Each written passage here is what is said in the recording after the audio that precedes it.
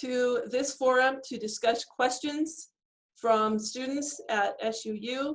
The responses are going to be given by multiple faculty members from campus who have expertise in various areas. My name is Donna Lister, and I'm the chair of the Department of Nursing. And we are pleased to be able to offer answers to these questions. The intent is that we update these questions and answers as needs arise. We want to begin by introducing the participants, and we will start with Samuel, who is the student representative that collected the questions for us. So we'll ask Sam to introduce himself.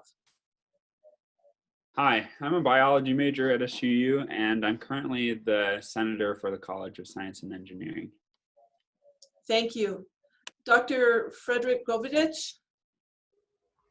Hello, everyone. My name is Dr. Fred Govedich, and I am a biology professor here at SUU and also the department chair for biology.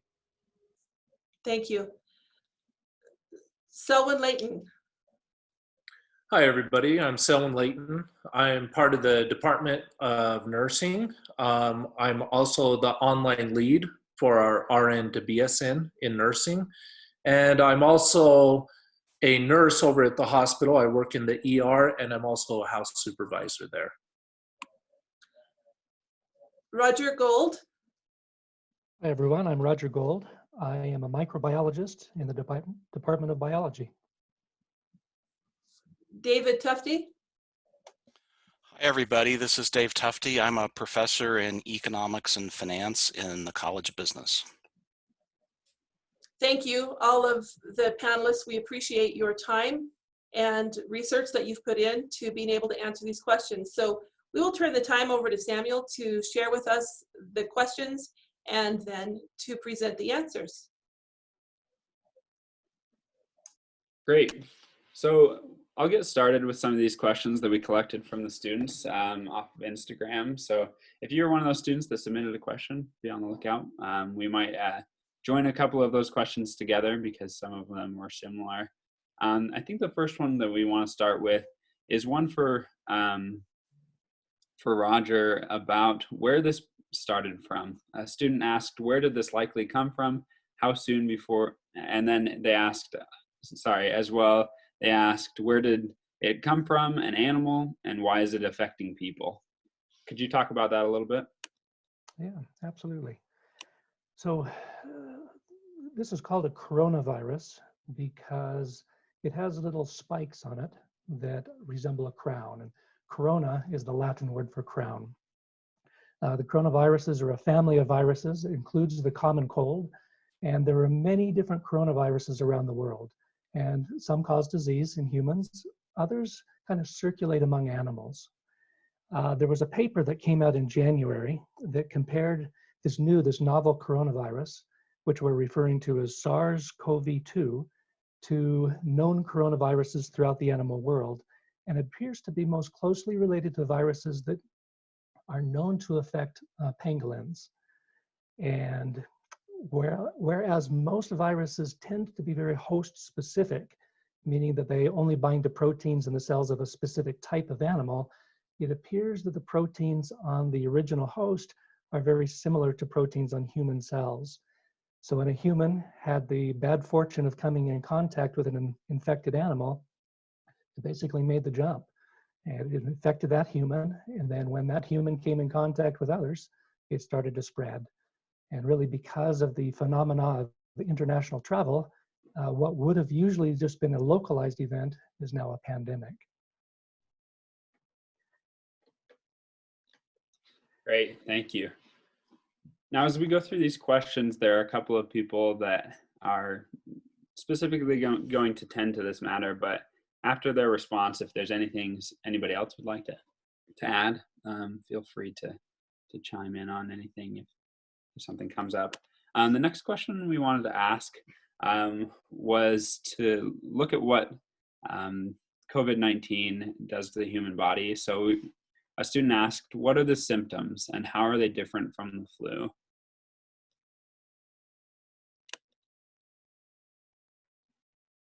Okay, this is Selwyn Layton. So it's interesting because we really cannot tell a lot of the times the difference between this and the flu. And that's what makes this virus so tricky. So the most common symptoms that you're going to get is a fever. And we've seen about 43% of people coming in and getting tested for this have had a fever. And about 88% of these people, once they're admitted to the hospital, will develop a fever.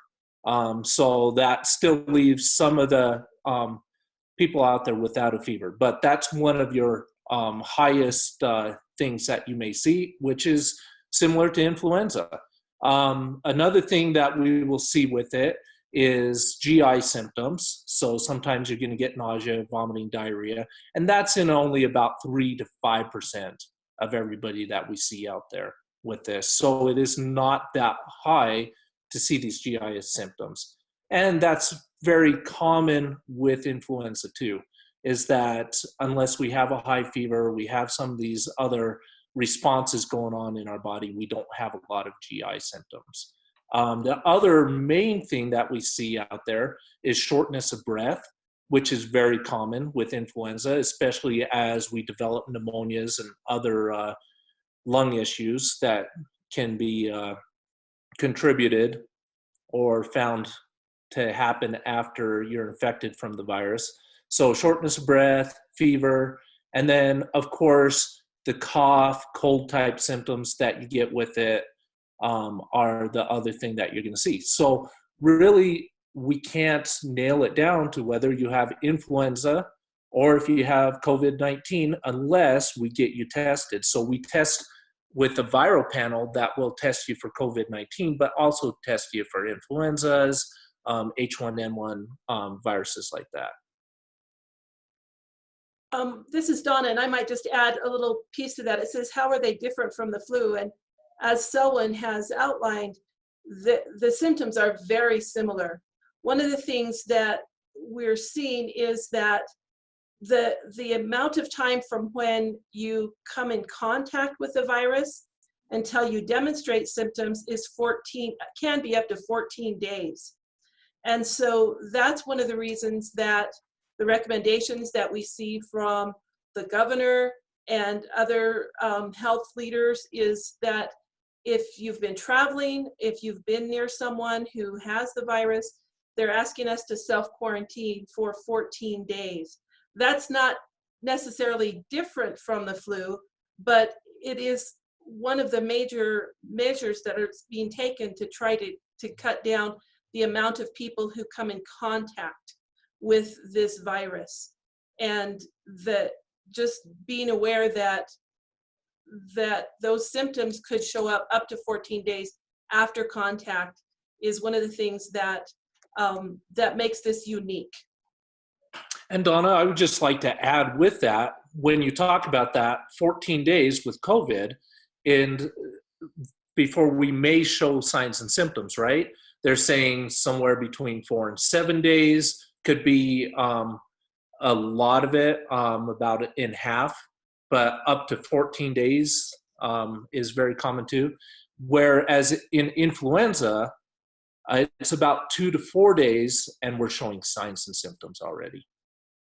Right, and that's one of the reasons that they're concerned about the spread, is because this can have quite a long period of time between contact and demonstration of symptoms where someone would actually know that they are sick. And on top of that, when we talk about spread, we talk about something that's called R0.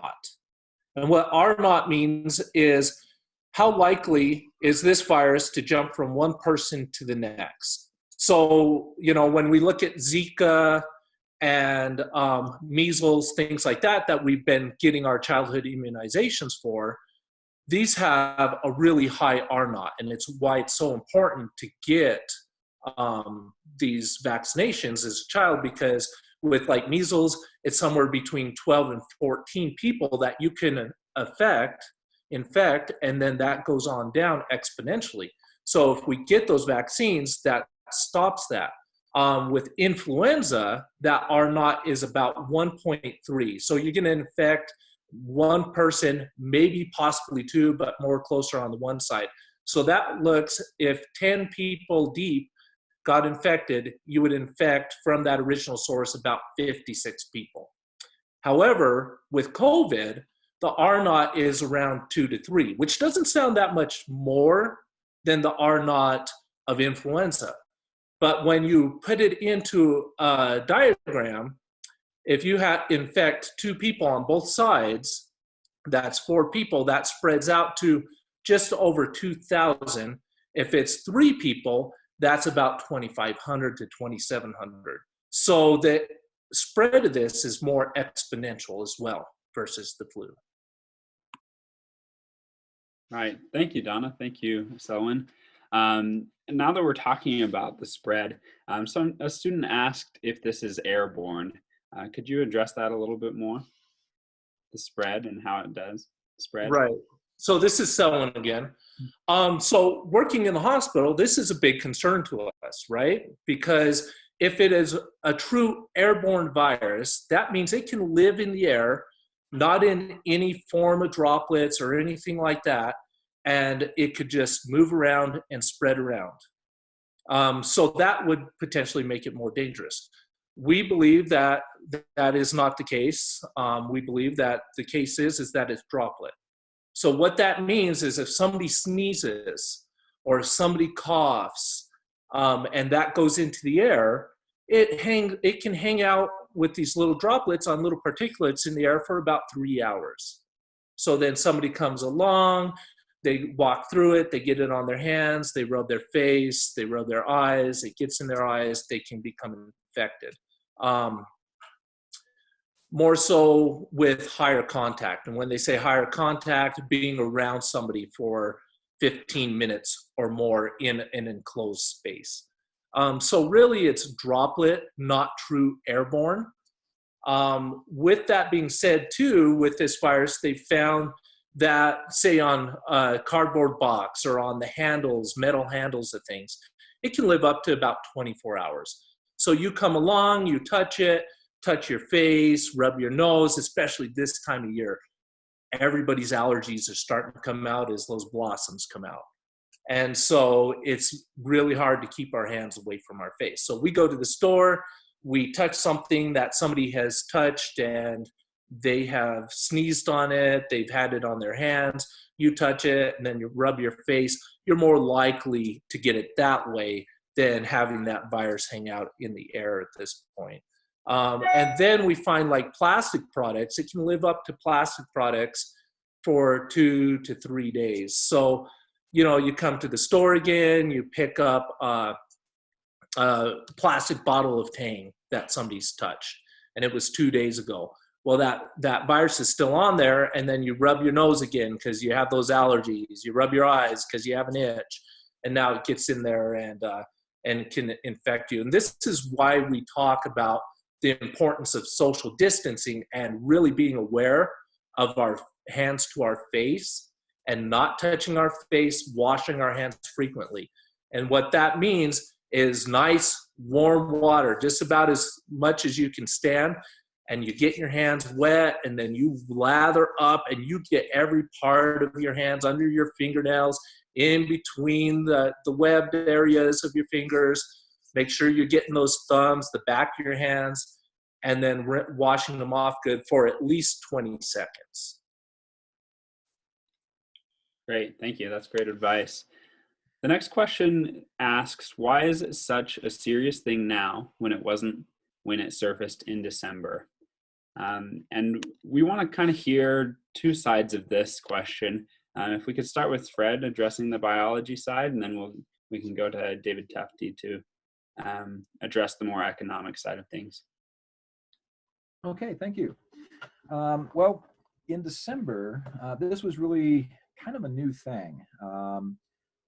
We kind of had some cases appearing first in China, and a lot of the reports were saying that this was coming from kind of a market that dealt with animal sales and stuff like that. And so it sounded like, oh, this is this is kind of a new virus, but it seems to be kind of localized. And as Roger was kind of talking about with where this may have come from, this was kind of the first indication that we were possibly seeing something unusual, something new to our world, human side of things anyway. And initially, it seemed like it was being contained because China was kind of reacting, and they were trying to isolate it to one province. And so people were kind of concerned because it's like, oh, we have this new novel virus, and there were some early reports from doctors in China saying that this appeared to be very similar to SARS.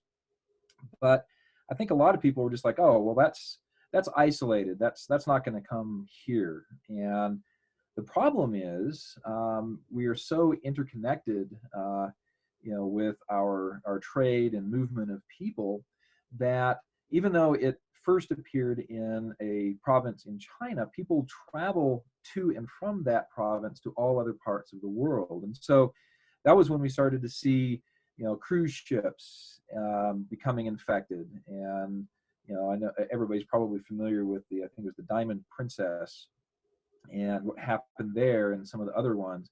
And we started seeing, cases appearing in the United States and Taiwan and South Korea and various other locations. But again, it was like, oh, well, those were people that traveled. And so people were maybe not as concerned as they should have been, because it's like, well, yeah, they went to China, so they caught it when they were over there. And I think because, as someone was saying, it kind of looked like the flu in the symptoms, people probably weren't taking it as seriously as they could have. Now, as a biologist, when I was watching this in December, and I was like, we have this new virus, and once it started kind of spreading, it's like, oh, okay, so we have a case here and we have a case there. That was actually when I started getting a little bit more concerned about this, because if it can be isolated in a certain geographic region, and if it doesn't spread beyond that region, then we're not dealing with a pandemic. It's something that maybe can be dealt with locally there, and then the world can use its resources to kind of help with the containment of that. But when it starts spreading, then governments around the world are having to deal with their own outbreaks, and so there's less available. And that's kind of what we're seeing now, where it's particularly like in the United States, we keep hearing about we need respirators or ventilators and things like that. It's like, well, if we only had 100 cases in the United States, it wouldn't be an issue. But now we're dealing with tens of thousands, hundreds of thousands of cases in individual countries, and I think that's what we're seeing now is like, oh, maybe we should have taken it more seriously in December and helped to contain it. And because now once it reaches the pandemic level, then it becomes very, very difficult to control it, because now every single country is having to deal with its own outbreak. And in the United States, every single state is dealing with its own outbreaks and stuff like that.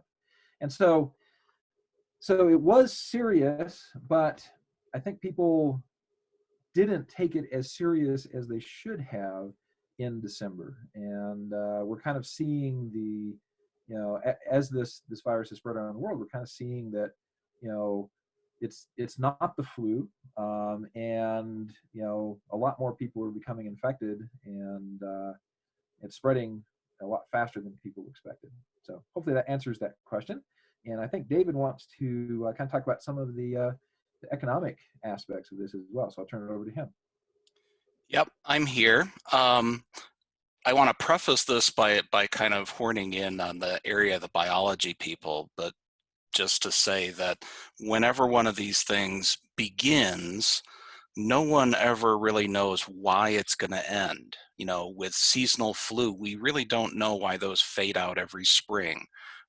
We don't know why something like the original SARS disappeared after 6-8 months and never really came back. And we don't understand why MERS, this Middle East respiratory syndrome that's been floating around for the last 10 years, we don't understand why that keeps we understand that it keeps popping up because it can keep infecting humans, but it doesn't seem to be very good at spreading from human to human.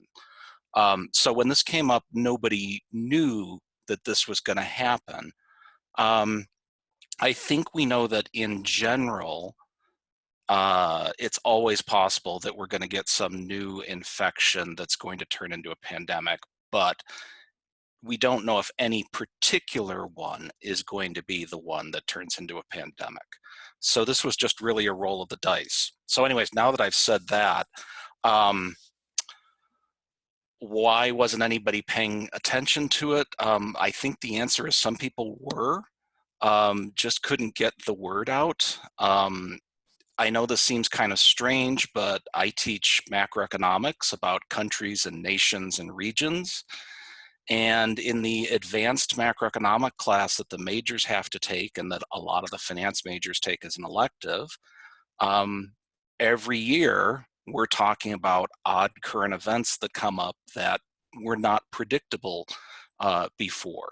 The general name that they use for those in finance is black swan events, in the sense that, you know, it's hard to imagine a swan being black until you actually find one that's black, and then you're very surprised.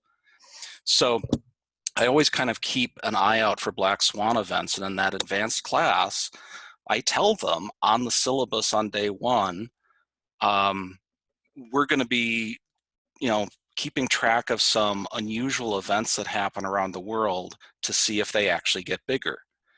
And on the last day of face-to-face classes before spring break, I had forgotten that I had done this. And a student reminded me in class, you know, I said, it's interesting that this class has turned into this heavy coverage of COVID-19 because it has these macroeconomic effects and because it's affecting all these different countries around the world. And I said, if you remember, I said on the first day of class that there's always these weird events that pop up. And one of the students said, you actually said there's this new outbreak of pneumonia in China that we want to keep an eye on the first day of class. And I'd completely forgotten about that. I thought it was about 2 weeks after that I had said something. But the point is, as a macroeconomist, was I gathering little pieces of information about this and watching this getting bigger and bigger and bigger, and then taking it back to the class and saying, hey, you know, this is kind of a big deal and it's not going away. And then on the I guess it was the night of the 21st of January, when China imposed a quarantine on an entire province of 60 million people, that was a huge thing. And, you know, I was able to go back and tell the students, you know, this has never, ever happened before. We have quarantine for diseases, but we usually quarantine the sick people, not the well people, and definitely not on the scale of 60 million people.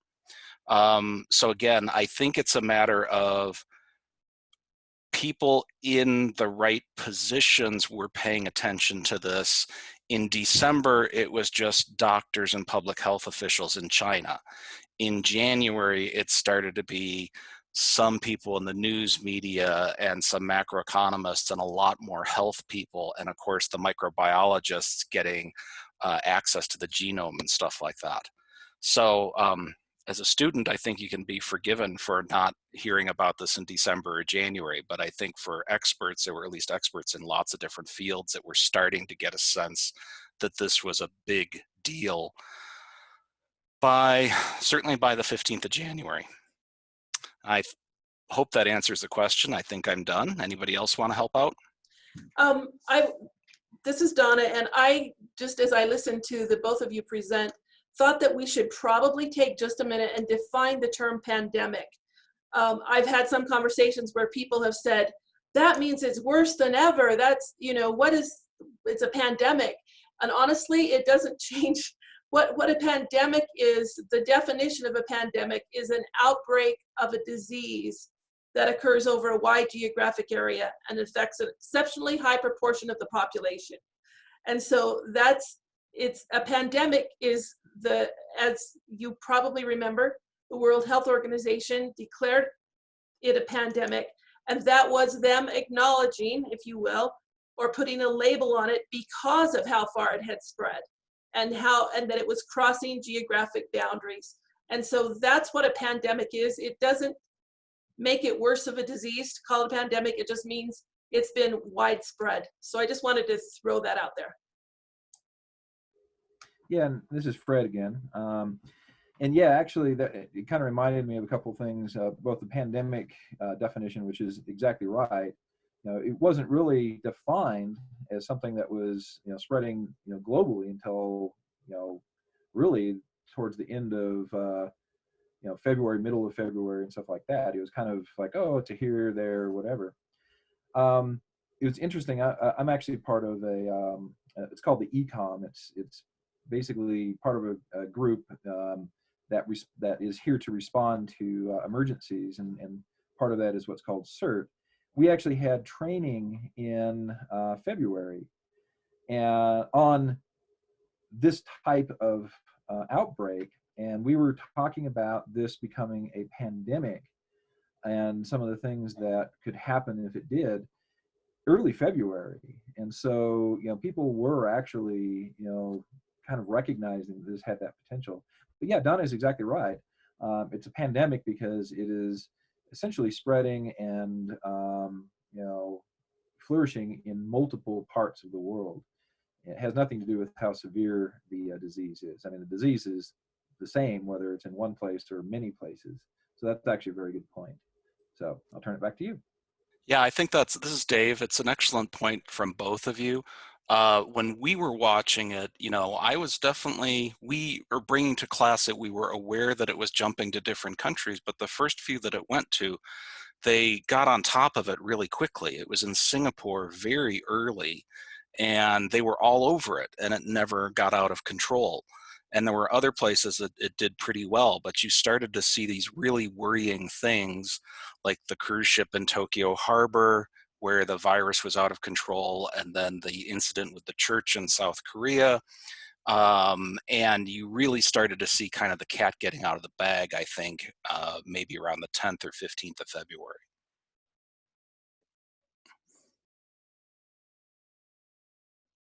Great. Thank you for your responses to that question, everybody. I think the next question we're going to go to is about the definition of immunocompromised. A student asked, if you've had bariatric surgery, would this make you immunocompromised? Yes, so this is Selwyn again. And I love that question. First of all, let's cover what bariatric means. Bariatric is a term that we use for people that are going in for surgery to decrease their weight somehow. So these are people that are obese. Usually they have underlying conditions. And so what we see with these obese people is hypertension, or what we call high blood pressure,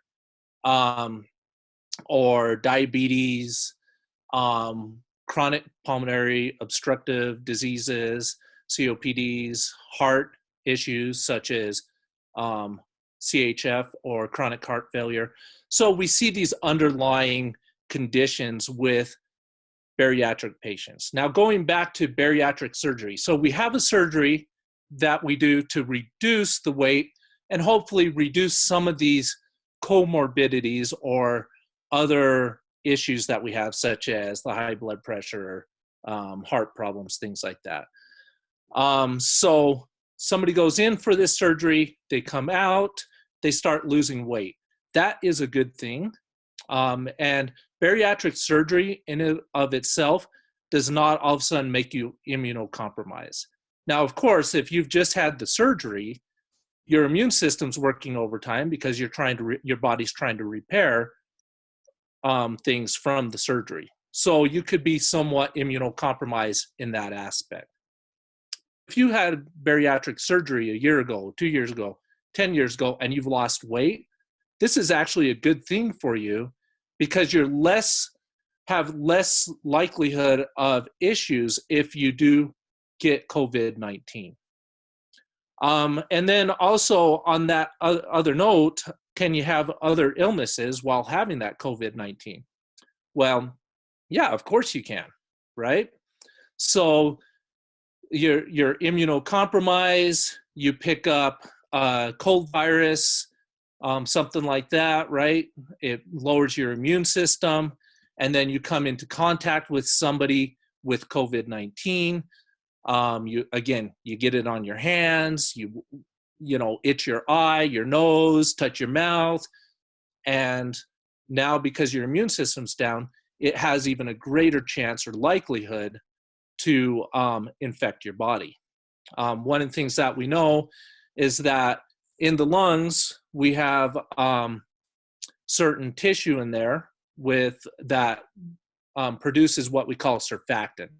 And surfactant is kind of like a lubricant, so your lungs can expand when you breathe in and decrease when you breathe out, and it keeps it moving. Kind of like oil in a car helps those moving parts. Well, it attaches to what we call our ACE receptors, angiotensin converting enzyme receptors. And then from there, it can inject its RNA into the cell, and our cells then reproduce. So this is why it affects the lungs so much. So if you have underlying conditions or are immunocompromised and your body's trying to come in and attack that, it just doesn't have enough to attack. So sometimes what it'll do is it will come in and overcompensate, and it'll cause a condition. We'll start to see pneumonias pop up, and then also what we call ARDS, ARDS, which is acute respiratory distress syndrome. And this is where you hear these few patients here and there ending up on ventilators in the ICU with these issues. And it, again, comes from these underlying immunocompromised positions. So somebody has cancer, somebody is overweight, and they have hypertension. And since that angiotensin converting enzyme receptor is being affected, of course, that's going to affect our heart more, our vascular system more. So people that are bariatric and have high blood pressure, things like that, they're going to be more susceptible to that COVID-19. So those are some of the things that we see with that. Donna, do you want to chime in a little bit on that? I would just say that someone who's had any kind of surgery might be more susceptible, but immunocompromised is usually a definition that is reserved for people whose immune response, their ability to fight illness, has been compromised or is not working as well as it typically would. That tends to be people who have had treatment for cancer, for example, or are taking steroids, or have had a serious illness already, and so their immune system is not functioning as well. So those are the folks who are most likely to experience severe complications from the COVID-19.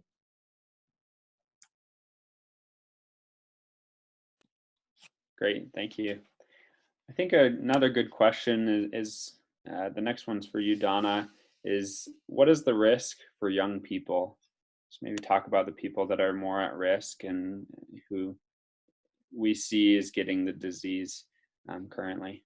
Thank you. This has sort of been interesting because early reports really suggested that, and even now I hear that it's mostly the elderly. And it was significant because when we talk about influenza, we tend to talk about the very young and the very old. So I'm thinking that maybe that's why there was a lot of talk about COVID being mainly to the old, not necessarily the young. However, the way that it's played out in the state of Utah is interesting to me because if you, and just so you all know, there is a website, it's called coronavirus.utah.gov, and it has updates about the coronavirus specifically within Utah. And the highest percent of cases, I'll put it that way. In other words, the group of individuals that has been identified with the most coronavirus infections are those people who are 25 to 44 years old. That's 40%. The next to that is those who are 45 to 64 years old, which is 32%. And then 15 to 24 years old is 14%. Behind those is those who are 65 to 84, and that's 12%. So I think we could say that this illness, at least as it's manifesting itself in the state of Utah, your age, if you're very young, you're probably more protected, but very young, I'm talking about less than 14 years of age.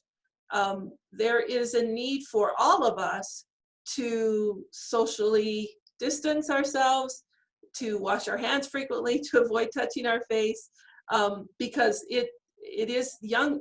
I would term young people are at as high a risk as are older people.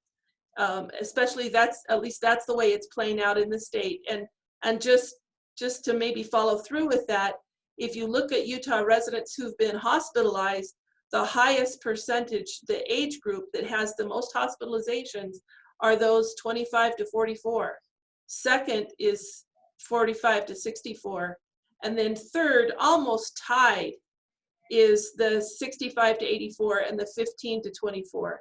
So it's really hitting all ages. And I don't think that that's reason, and maybe I'll just jump into that question about, is everyone panicking too much about the virus?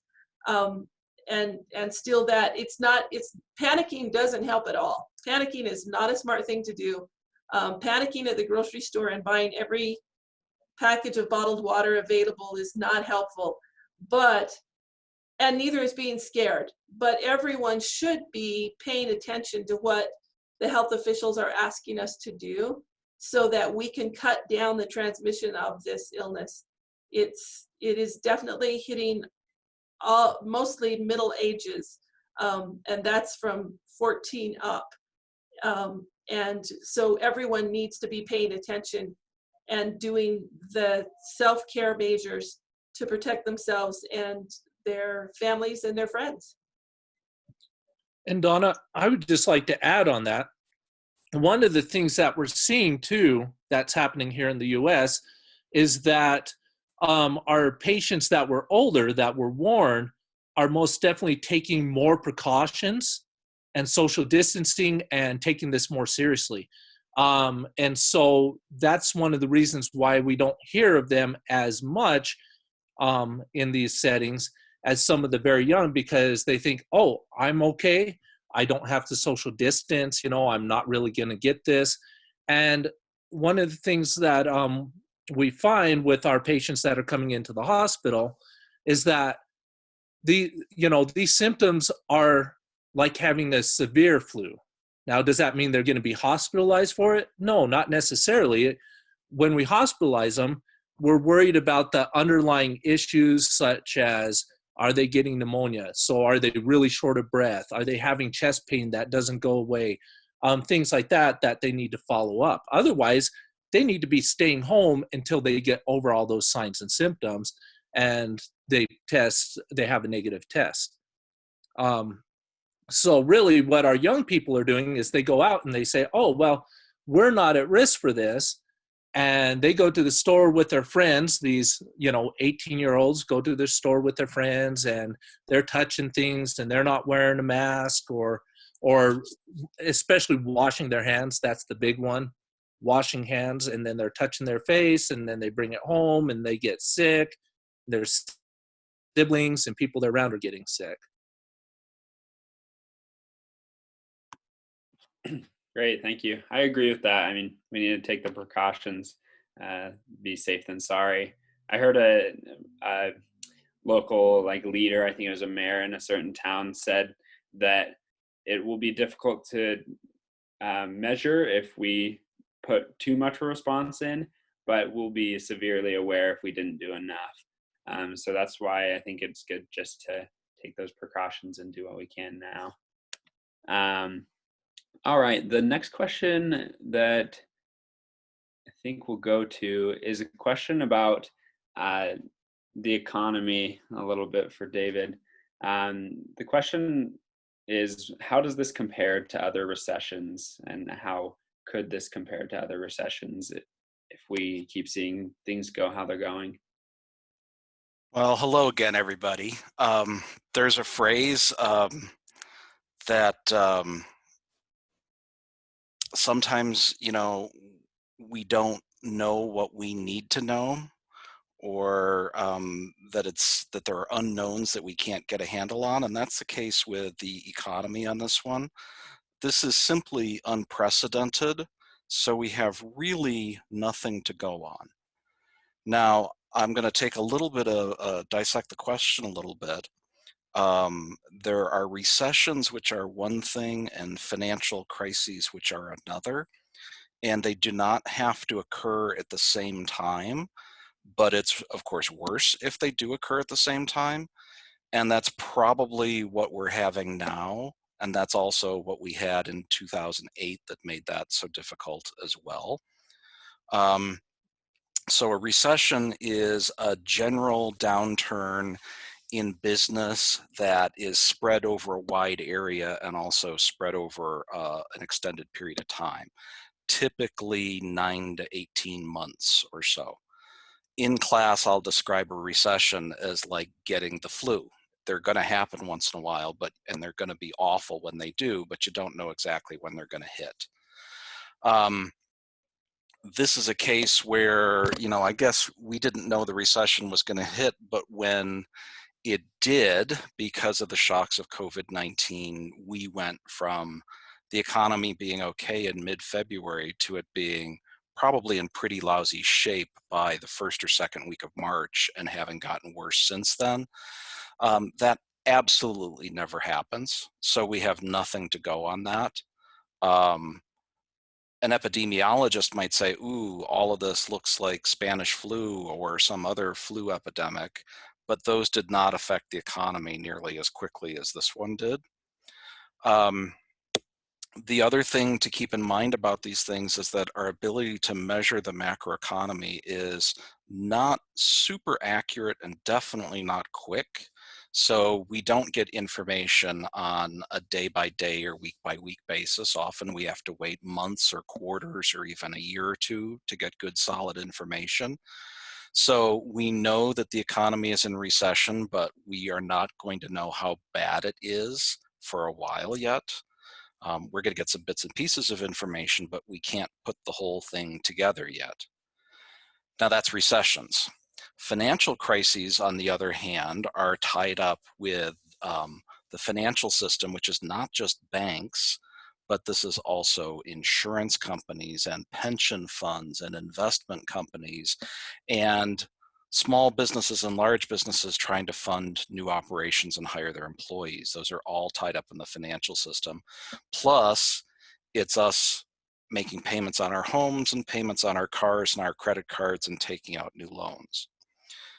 When we have crises in the financial system, they can be about two things: liquidity and solvency. And those can be very hard to separate out in the real world. Liquidity problems are solvable. Solvency problems typically are not. And so anybody that has a solvency problem wants to present it to others as a liquidity problem so that nobody will know how deep trouble they're in. So a solvency problem is just, your business is bad, it's not going to get any better, everything is screwed up, and it's just a matter of time before you go bankrupt. I don't think that a lot of businesses or households are in solvency crises, yet, but I think that they certainly could be. Now, there are certainly some industries that are, like say restaurants, are having a solvency crisis, absolutely, because it's unclear if they're going to handle being able to be closed for a couple weeks or a couple months, and if they're going to be able to reopen in time. Absolutely, they're having trouble. Are other larger corporations or small corporations having that same sort of trouble? I don't know. You know, if you think about a Starbucks, the Starbucks still seems to be pretty busy over by Walmart, and it's doing everything on drive-through, and I'm thinking they're probably doing a lot better than some of the other restaurants around town that had to close down. But then we go to bigger businesses like Walmart, and Walmart's going to have the opposite of a solvency problem in the crisis. They're what everybody's relying on. So I don't want to say that Walmart would have wished a financial crisis and a pandemic on everybody, but is Walmart doing very well as a result of it because we rely on it so well and they're able to actually follow through on that? I think yes. So Walmart and Home Depot and stuff are going to be okay coming through this. The other part of the financial crisis is the liquidity crisis, and this is what most of us are experiencing. We don't normally think about it, but we have all sorts of wealth around us. We're just not used to thinking about it as wealth. So wealth is your house and your car and your laptop and your phone and all these other things, but we don't think of them as being wealth that we can actually go spend on groceries, right? If we're going to go buy groceries with stuff, we need cash, or we need a debit account that links to a checking account that we could get cash out of if we needed to. And so liquidity is the idea of, can you convert the wealth you have into spending power that you think you need? And what happened when people started to panic about this, really, I think maybe in Cedar City, maybe around the 10th of March or so. I'm going to open up a calendar on my computer here and actually look at the dates. At that point when people started to kind of buy extra stuff.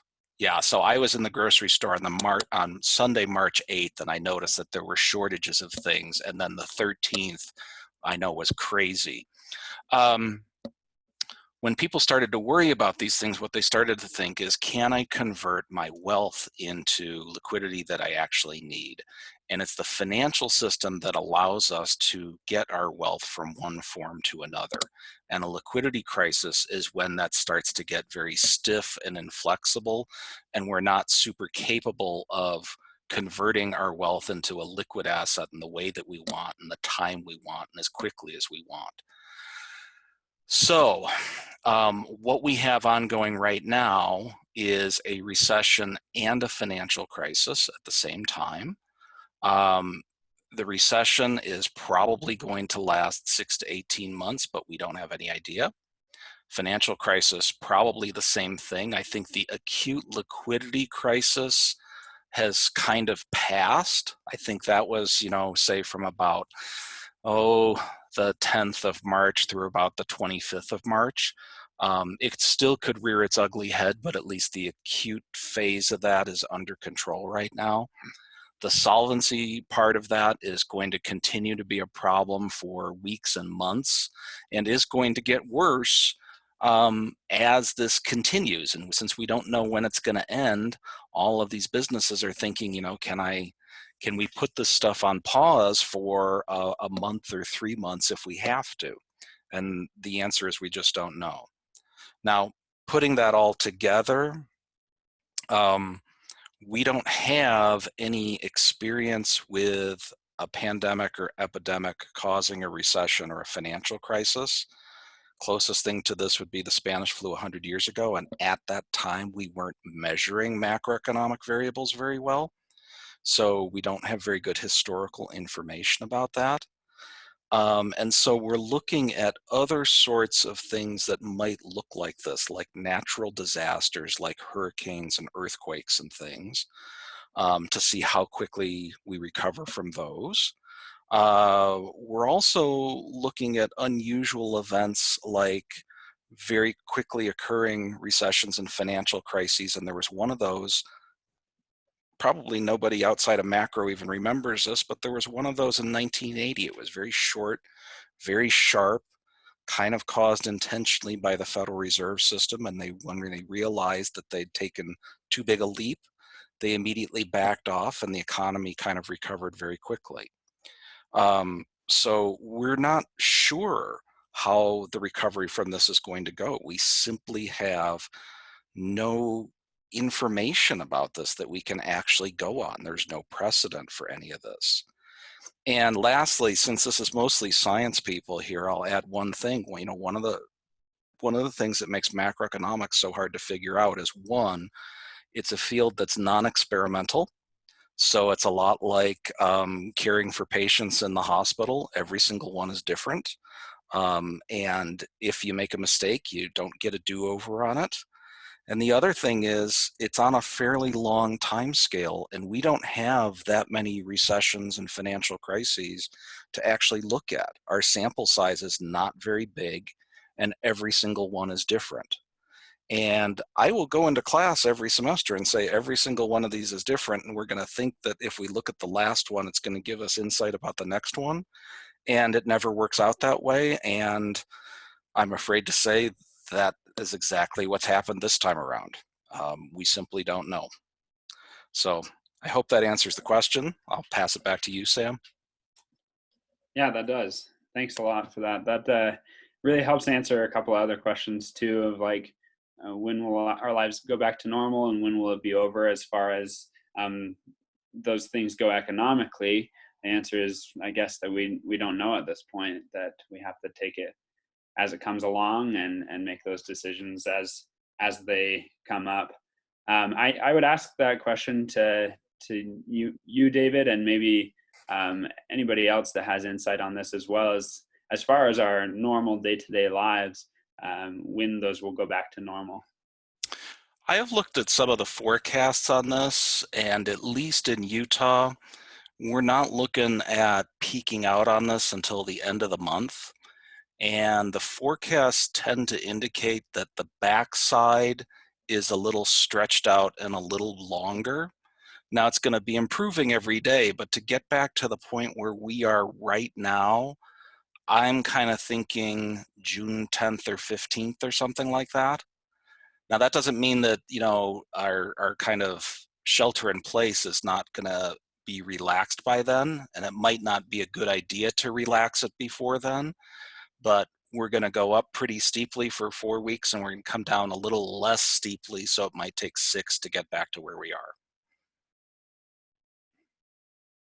Anybody else? And yeah, this is Fred. And just to kind of add to that, I mean, I think one of the things that we're going to realize when we come out of this is that we're at a new normal, that what our expectations were and what we were doing before all of this is going to be very different from what we're doing after this. I think people will probably hopefully be more aware of, proper, hand washing and things like that, and how their actions can impact others. I think people will take the advice of medical professionals more seriously, I hope. And, I think this is going to have long-lasting effects. And so I don't think we will return to the way we were before all of this happened. We're going to basically have a new normal once the pandemic has been dealt with. And so this is going to be a long-term thing. And it's not something you want to think about, but I don't think we can go back to the way we were before. And so, yeah, what is normal, I guess, is part of that question. This is Dave again. I just wanted to add one more sentence about what I said and what Fred just said. When I said 4 weeks of getting worse and then 6 weeks getting back to this, that was just the epidemic itself and our lifestyles of staying home. That's not related to the economy. The economy is going to take a lot longer. The shock that's hitting the economy is this next month or two right now, but processing that shock is going to take easily years, I think.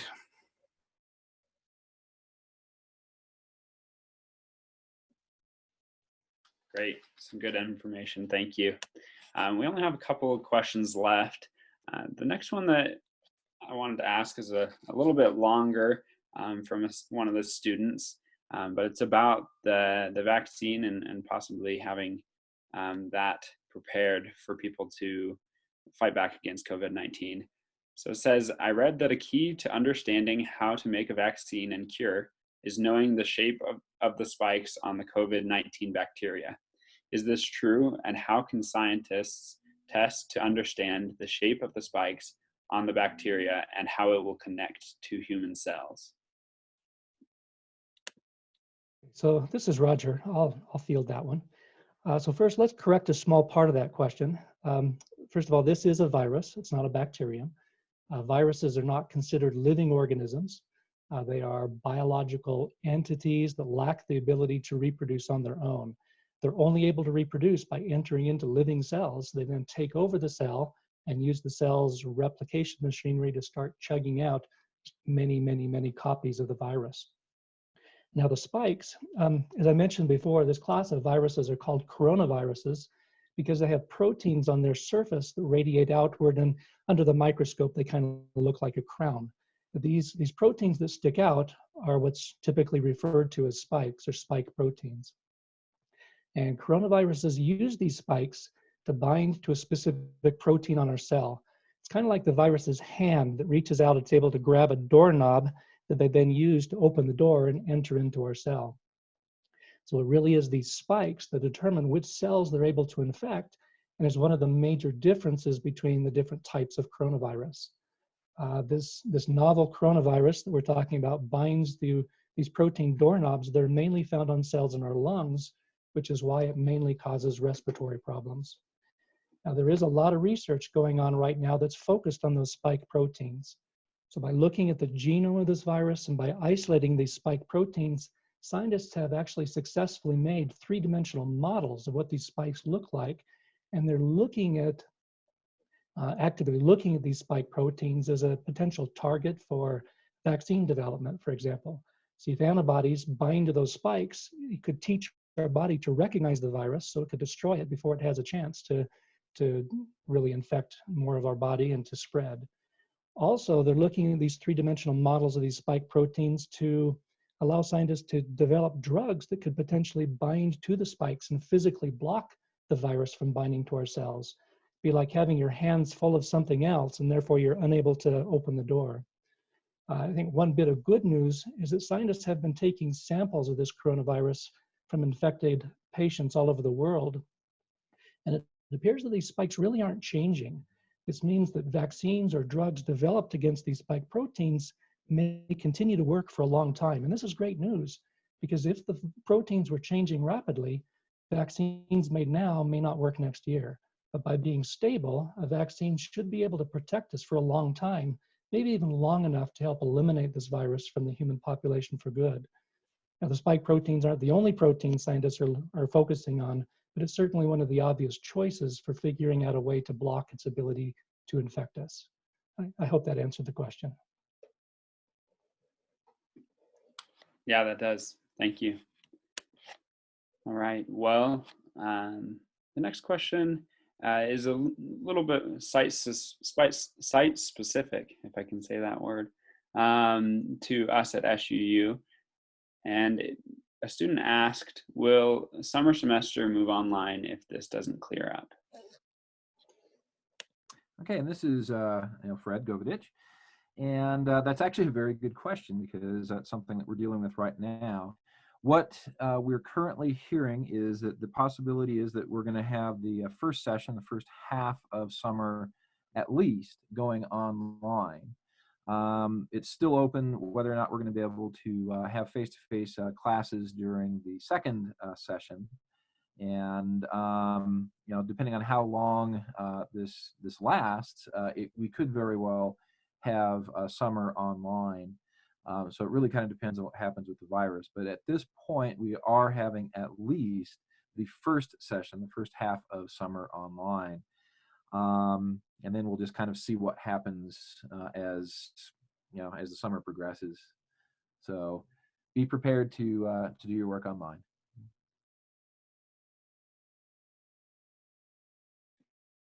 Great. One last question. It asks about something specific, but I think it tends to a broader concept. They asked, I heard daylight kills the virus. Is this true? And if so, is it safer to be outdoors than indoors as long as you're still maintaining social distancing? I think that it tends to draw our attention to what social distancing is and like what are the parameters that we should follow as far as being outdoors and things like that. Yeah, so this is Selwyn again.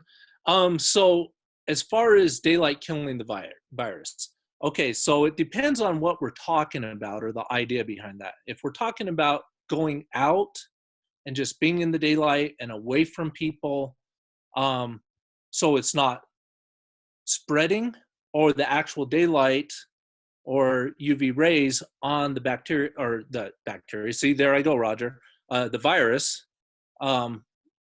what is it doing? And the answer is, if you're talking about direct UV rays on the virus itself, we have not studied that thoroughly yet.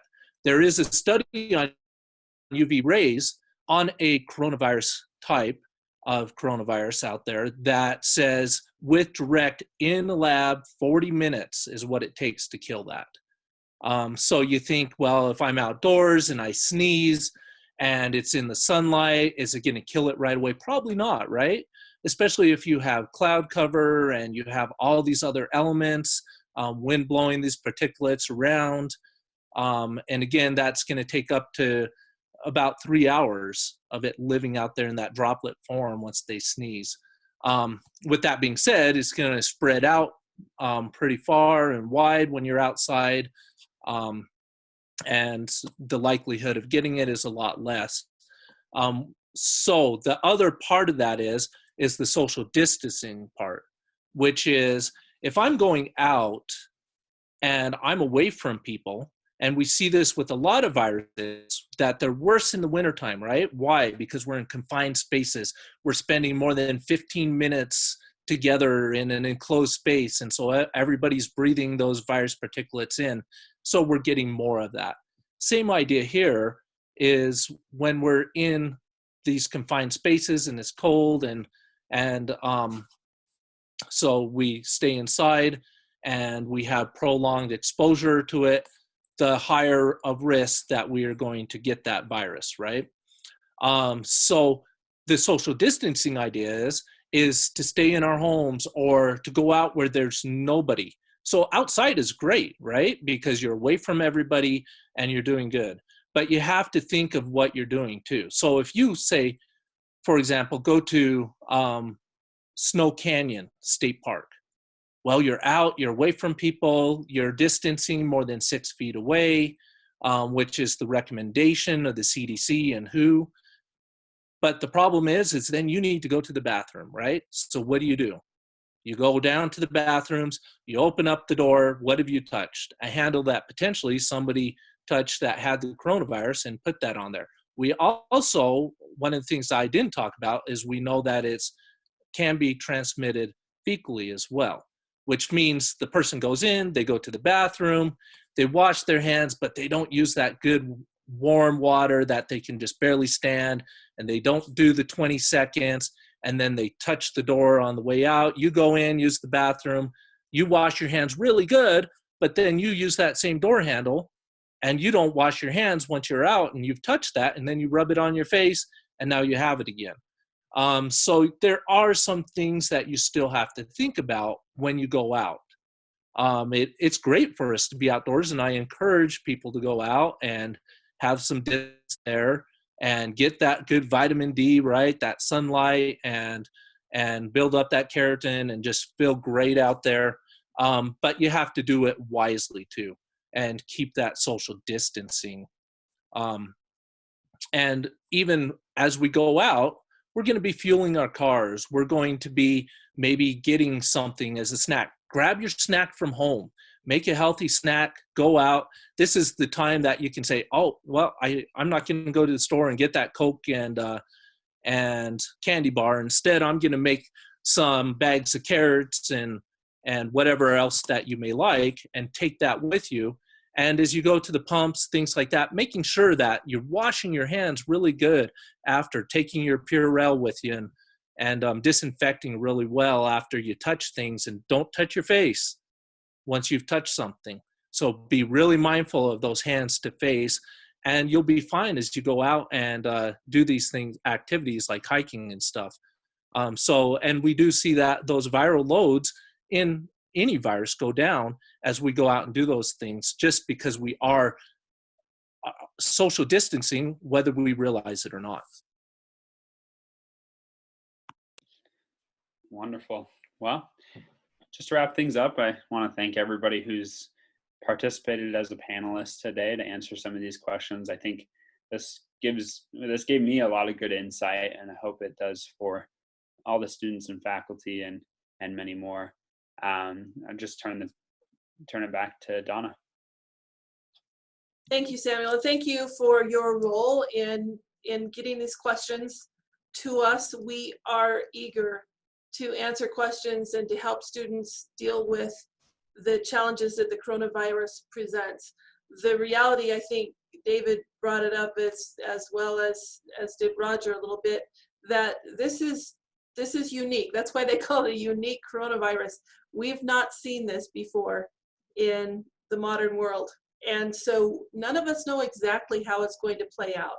But what we do know is that if we all work together and we support one another, then it's going to be easier to deal with it than if we freak out or stress too much or move into panic mode. So I think that there is going to be a format for you to send in more questions if you would like. Samuel will get that set up so that you can send in more questions, and then we will do an update to answer those questions. We want to provide the answers that we can and dispel the myths that are not helpful in all of us dealing with this virus. So thank you for your participation.